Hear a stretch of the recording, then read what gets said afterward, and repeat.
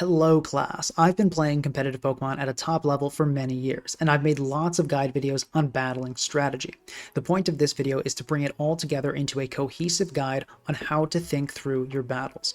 This will not just be a video where I direct you to other videos though. I will have videos linked in the description for further detail, but this is a self-contained guide, and I will give explanations for everything I discuss. I'll be focusing on competitive singles, specifically the Scarlet and Violet overused format, but many of these strategies and thought processes apply to lots of formats, both doubles and singles. Alright, let's get right into it. The game starts before turn 1. It starts the moment you see your opponent's team at team preview. Most people immediately start thinking about what to lead with. This is not the right approach. Before you even think about leads, you want to ask yourself two questions. What do I have that's good against my opponent, and what does my opponent have that's good against me? Do you have a sweeper or breaker that looks really threatening against your opponent? Do you have a defensive Pokemon that walls a lot of their team members? Do they have the same against you? Thinking about how your team matches up against your opponent's team is a great way to start the game. It tells you which breaker to bring in if you get a free turn. It tells you which Pokemon on your team need to stay healthy to deal with certain threats. If a Pokemon on your side needs to die, it gives you a better idea of what to sack. It tells you who probably has a better matchup. This can influence the way you and your opponent will play. And it gets the gears in your head turning about a basic game plan, what approach you might take to winning the game, and how your opponent may try to win. In this game, my best Pokemon seems to be my physically defensive Galarian Slowking, because it shuts down Zamazenta and can poison 5 out of 6 members on the team with Toxic. Cinderace also looks really nice. My opponent has a Hazard Stack team, so Court Change is amazing, and my Cinderace has Will-O-Wisp, which is great against the 4 physical attackers my opponent has. On my opponent's side, Dragonite is super scary since I have no normal resist. Terra Normal Extreme Speed could be terrifying late game, and Kyurem is scary because I have 3 Ice Weak Pokemon, and my only resist is Cinderace. While doing this team preview analysis does take time, the information and insights it provides will make decision making faster throughout the game. It also helps inform you on the next step, picking your lead.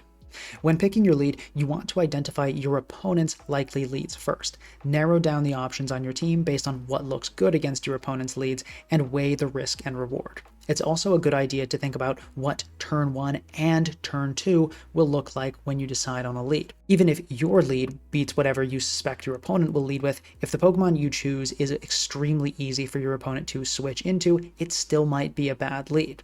The key thing to remember with picking leads is to consider many possibilities. Don't just try to predict the one thing they'll lead with and choose your lead to counter theirs as hard as possible. If you have a really terrible matchup, you might need to make a hard read with choosing your lead, but this is rare.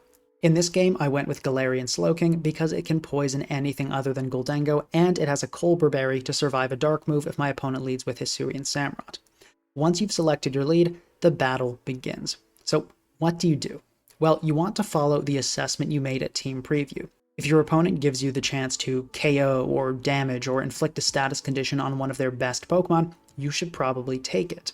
If you get a chance to bring in the biggest threat to their team, once again, you should probably take it. But you don't need a specific plan. This is something a lot of players get wrong. They think they're supposed to have a game plan, which they perceive to mean a specific approach on how to win the game. Some even go so far as to think they should have already planned out future moves 5 or 10 turns ahead. This is not right at all. You should have a basic idea of what things you want to do in the game. I want to set hazards. I want to bring in my breaker. I want to prevent my opponent from setting hazards. I want to preserve health on this wall so my opponent can't sweep with this Pokemon. This is what your game plan should be, not any specific long-term plans. Thinking about specific interactions 2 or 3 turns ahead is a good idea and helps you make better plays, but usually any more than this is just wasted mental effort that distracts you from what's right in front of you. Thinking 5 or 10 turns ahead and having specific plans isn't useful because in a Pokemon battle, things change all the time. In this battle, looking at team preview, I figured bringing in my nasty plot Life Orb Hydrapple as much as possible was probably my best way of making progress.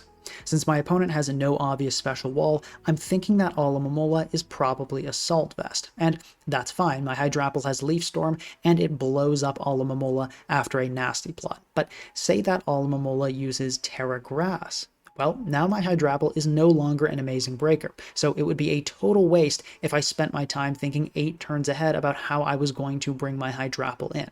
If that Alomomola uses Terra Grass, probably my best way of making progress is now with Choice Band Low Kicks. Now in this game, it turns out my opponent is going to Terra Steel their Goldango and instantly be KO'd on turn 3. So now I know that Alomomola is not going to Terra into anything, and my Hydrapple plan looks even better, but I had no way of knowing that was going to happen. So you shouldn't have a specific plan. Your game plan should be a set of a few basic things that you want to do, and that you want to prevent your opponent from doing. I want to bring in my Hydrapple. I want to keep my Galarian Slowking alive so it can handle Zamazenta late game. That's what your game plan should look like, not a prediction of how every turn is going to play out. And this game plan should be dynamic. It should change. Your first game plan should be made during team preview analysis, when you ask yourself those first 2 questions. What do I have that's good against my opponent, and what do they have that's good against me? That's when you first have an idea of what threats are on your team, what you're trying to get on the field, and what you're trying to stop your opponent from doing. But you may ask, well, Pink Across, when do I make a new game plan? When does my game plan change? The answer is you should reevaluate your game plan every time something significant happens. That can mean a Pokemon being KO'd, a physical attacker being burned, a wall getting poisoned, a fast Pokemon getting paralyzed, Terra being used, significant damage on a crucial Pokemon. It can even be new information, realizing one of your opponent's sets wasn't what you thought it was.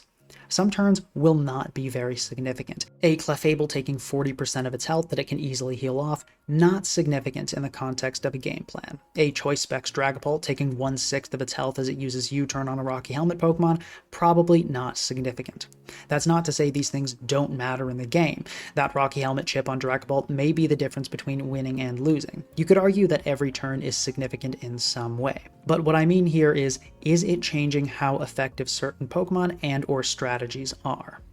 For example, your opponent's Petron dies. Now you can set Toxic Spikes and nothing will absorb them. Your opponent let their Corviknight be KO'd. Now nothing resists your Rillaboom's Woodhammer or Grassy Glide. Your opponent's Low Kicks got burned. Now your Kingambit is much more likely to sweep. Your opponent's Raging Bolt is on a rain team, but doesn't have Weather Ball. That's really surprising, but it's great news. Now your Iron Treads hard walls it. Your Iron Defense Corviknight got KO'd by a surprise Thunderbolt from an Iron Valiant. Now you need to play way more carefully around your opponent's Kingambit because you don't have a solid answer for it anymore. This is what I mean by significant.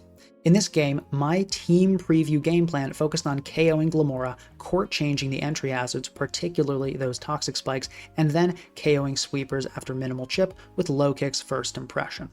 Glimmora uses Terra Ghost and gets KO'd on turn 2. That's amazing news. My court change plan is still looking good, and I'm a lot less scared of their sweepers now that they can't use Terra. Then my opponent sacks Iron Valiant and Rillaboom to my Tornadus before KOing it with Hawlucha.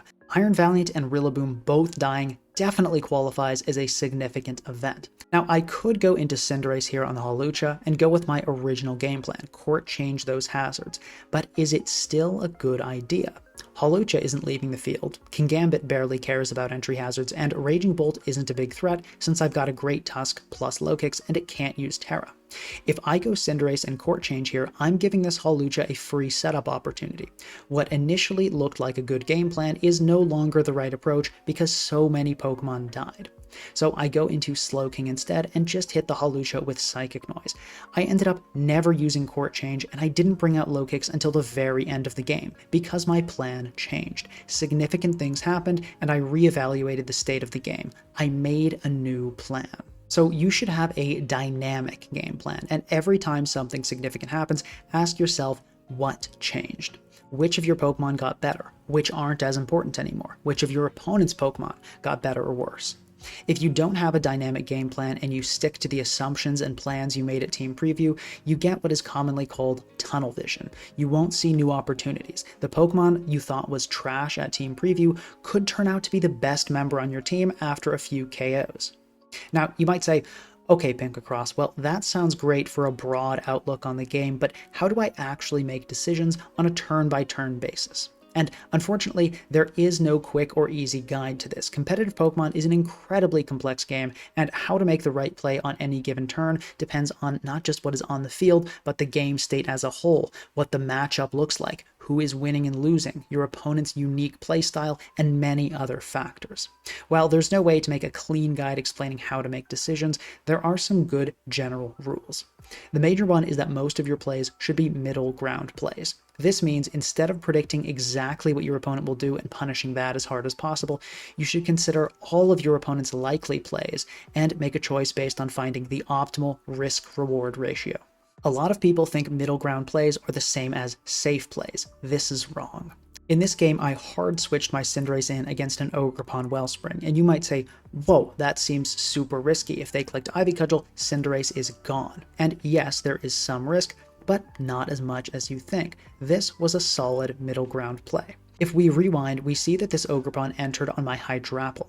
I don't know what this Ogerpon wants to do here. It may Swords Dance, using that Leaf Storm drop as a setup opportunity. It may use Play Rough for a super effective hit. It may go for U-turn, but one thing I'm pretty sure it won't do is click Ivy Cudgel. It would be pretty odd to click that when you're facing a Hydrapple that 4 times resists. So Cinderace covered all of my opponent's likely options, despite being a theoretically risky play. Middle ground plays aren't about avoiding risk, but rather weighing risk and reward. Middle ground plays are also safe plays sometimes, but they're not the same thing. Now, you don't want to make middle ground plays every single turn. It can make you predictable, so it's best to switch it up and go for aggressive predictions sometimes, especially if you feel like your opponent is learning your playstyle too well. Or if you're behind in a game or have a really bad matchup, you may need to make hard reads to have a chance at winning. Another case where you don't want to make middle ground plays, if you have such a great matchup or you're so ahead in the game that only a complete catastrophe could make you lose, probably just go for safe plays every turn, whether that's a middle ground or not. It's the same if you're facing a player much worse than yourself. You can probably just make completely safe plays every turn and win. But most games, most turns, you will be making middle ground plays. Even the top players that are famous for their aggressive callouts and soul-reading predictions are making middle ground plays most turns. The big idea is this: don't try to predict your opponent every turn. Make good decisions that consider many possible plays they might make. So you're making middle ground plays, you're making more aggressive plays here and there to throw your opponent off, you're adjusting your dynamic game plan as the game progresses. Eventually, you'll be in the end game. Not much changes in the end game. All of the principles of making good decisions earlier still apply now. The one big change is how you approach game plans. Your dynamic game plan should solidify in the end game. It should no longer be a rough idea of goals, but an exact or near exact plan for the remaining turns. Exactly what I said you should not do early game, you should do now. With so few Pokemon and so few turns remaining, it is much easier and more helpful to think in terms of exact interactions. Plan out a flowchart of, if they switch in this, I do this. If they bring in this Pokemon, I'll sack this. This allows you to assess your possible routes to win and find the one that is either guaranteed or most likely to lead to a win. In this endgame, I knew my plan was to keep Low Kicks alive, bring in Great Tusk on Gholdengo, and click Earthquake until the Gholdengo KO'd my Great Tusk, finishing it off with Low Kick's first impression after the Terra was forced. I was almost certain this is how the endgame would play out, and I was right. This was a path to a near guaranteed win. And that's about it. To summarize, I start off with team preview analysis. I ask myself, what do I have that's good against my opponent, and what do they have that's good against me? This helps give me a better understanding of the game that's about to unfold, and it helps me create the first iteration of my dynamic game plan. Then I consider leads, trying to counter my opponent's lead by considering all of their likely leads and weighing the risk and reward of my options. Then, as I actually start playing the game, I apply my loose game plan, as well as using strategies like middle ground playing to guide me to the best decision every turn. And every time something significant happens, I update my game plan. And finally, once I'm in the endgame and there are likely very few turns remaining, I make a more solid and specific game plan, finding the exact choices I'll make to maximize my odds of winning. That is how I think through my games. That's not to say this video includes everything there is to know or learn about battling. A lot of what I discussed can be broken down into further, more nuanced topics. I didn't get much into detail on how to make decisions on a specific turn. That's where you get into topics like player psychology, how to adjust your play if you're ahead or behind in a game, how to adjust your playing based on your opponent's playstyle. There are also topics like how to more accurately guess what sets your opponent has, when to use Terra early game or save it for late game, how to choose the best Pokemon to sack, how to find the best entry opportunity for a sweeper. This is an incredibly complex game, as I said, and I've either already made or plan to make videos on these more specific topics, but that's not the point of this video. The point is to give you a general roadmap to how I, as a top player, think through my games. It should also be noted that I've been playing competitive Pokemon for 10 years, so it may not be a good idea for you to try to imitate this thought process right away. If you don't have the type chart down yet, you're simply not going to be able to execute the strategies I discussed. So be patient with yourself, and remember, more important than any guide video is just playing games. Videos like this can help speed up your growth and make your practice more impactful, but the only way anybody ever truly gets better is by playing a lot of games. So get out there, play some battles, and remember, as long as you're actively thinking every turn, you're learning. If you enjoyed the video and or learned something, please consider subscribing and leaving a like. It helps out a lot. And if you have any questions, please leave those in the comments and I'll do my best to respond to them all. One quick disclaimer I also want to make is that this is my approach to battles, not the only approach to battles. Much of it is proven strategy. It's worked for me, it's worked for players that I've tutored, and I know many top players that follow a similar thought process. But there are differences in how people play, even at a top level. Some top players may disagree with me on exactly how many turns one should think ahead, or how specific a game plan should be, or how often you should make middle ground plays. While everything in this video is sound and proven advice, there are other approaches that top players use to think through their games. Well, that's all. Class dismissed.